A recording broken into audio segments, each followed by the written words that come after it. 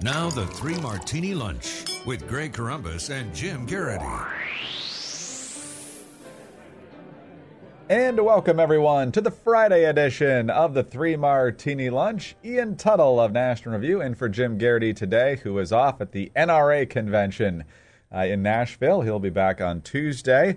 Ian, we've got good, bad, and crazy martinis for conservatives today. As usual, we start with the good, and usually we talk about the bad parts of trying to negotiate a nuclear agreement with a radical Islamic regime that is hell-bent on killing Americans and destroying the state of Israel and anyone who disagrees with them. And it's just generally a pretty horrible operation. But the good part is when you have to put out a PR effort to get the deal through over a 3-month span, you can pretty much count on the crazy people doing part of your job for you. And that is exactly what the Iranians are doing here. The Grand Ayatollah Ali Khamenei breaking his silence on the framework that the Obama administration has been trumpeting. This is according to the Weekly Standard.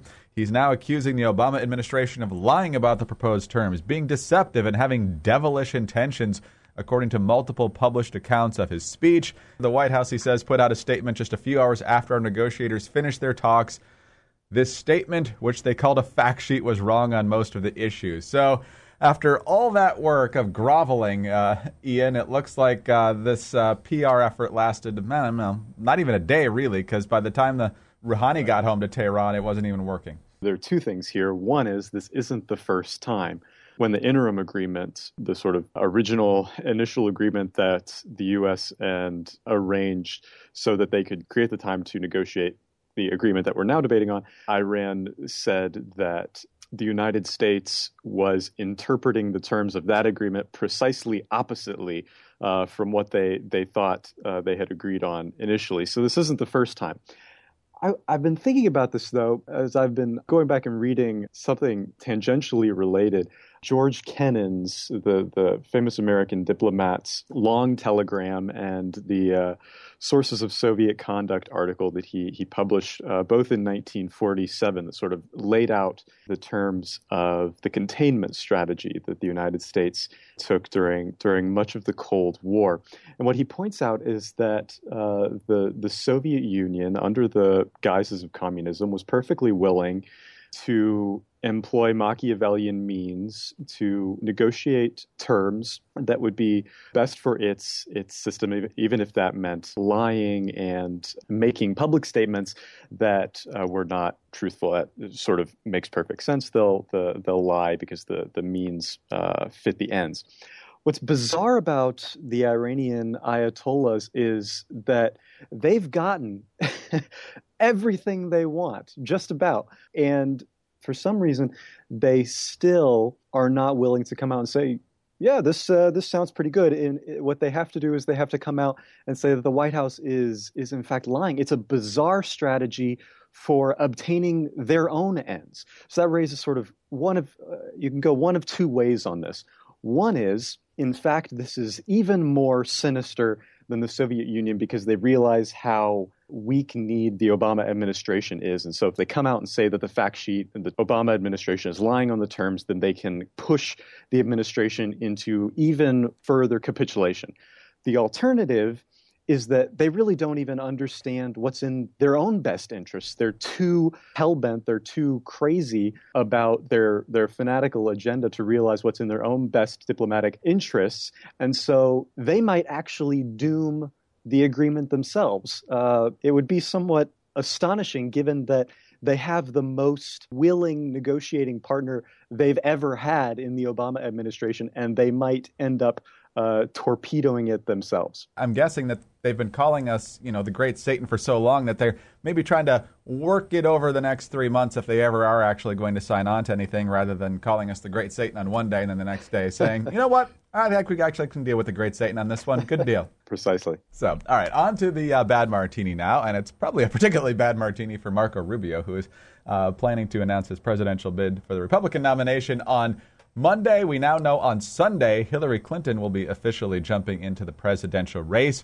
via Twitter. There will be a video involved. And Ian, now obviously we knew this was coming, but it just seems much like, as conservatives see the rest of Hillary Clinton, just completely inauthentic, very fake, and very kind of produced and inauthentic. She's obviously not much of a tech maven, since she thinks that her server was secure because nobody broke into her house. And somehow she's going to announce over Twitter. And it looks like, that once again, because she's kind of stiff on the stump and people don't really like her the more they get to see her, she's just barely even acknowledging the fact she's getting in the race rather than even making a simple speech here. So that may be good in some way, that she won't take too much attention away from Rubio and the rest of the Republicans right away.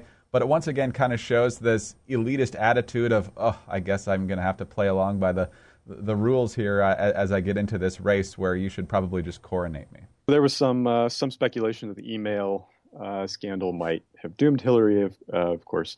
That wasn't true, but the email scandal and this planned announcement provide sort of a perfect glimpse into Clinton world, this vast and mysterious planet that operates very differently from the rest of much of the rest of the political world.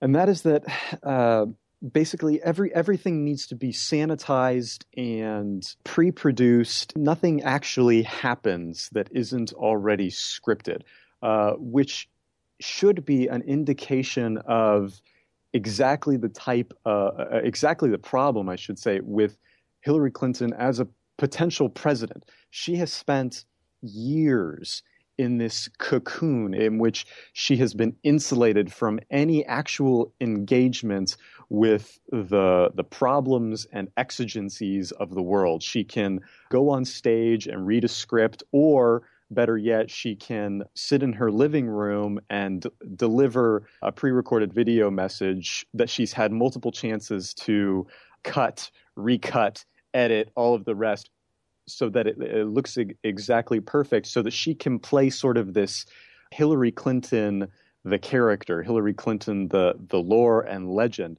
rather than Hillary Clinton, the flesh and blood human being who, as we saw in the email scandal press conference, is cold, defensive, snappy, generally unlikable. That's all been very clear as the consequences of this email scandal have sort of unwound. And so it's telling, I think, that the Clinton team wants basically to keep her out of a truly public eye, that they want to make sure that she can remain as insulated for as long as possible. That should be very encouraging to Republicans who would have to face her in debates that are live, that would be challenging her in on stump speeches where she would have to be live. This may be sort of a glimpse at a key chink in the armor for the Clinton campaign. All right, on to the crazy Martini now. And Ian, as you and I chronicled when we were together last week, a number of days, as well as obviously a busy news week. This week, there's a lot of major challenges going on in the world. We saw terrible job numbers at the end of last week. There was the massacre of Christians in Kenya. There's the complete collapse of any sort of order, it would seem, in Yemen. There's the ongoing threat of ISIS. There's threats all over the globe. There's challenges at home. And President Obama this week decided to focus extensively on calling for an end to psychiatric therapy treatments aimed at changing the sexual orientation or gender identity of gay, lesbian, and transgender youth. It's known as gay conversion therapy, and there's two ways to look at this. Obviously, the president, once again, jumping in with both feet on an issue that probably doesn't need presidential attention, especially when there are other major things going on. And once again, the president jumping in on an issue and the media joining him with no context or balance whatsoever in basically cheerleading a cause. Obviously, if there are teenagers whose parents are forcing them into this, that's one thing. But there are a lot of teenagers out there who have certain instincts that wish they didn't have them, and they would like some therapy for that. But of course, those stories never get told. Right. There's, of course, frequently a religious element to this, too, a sort of a conscience element, which the president is certainly not going to address.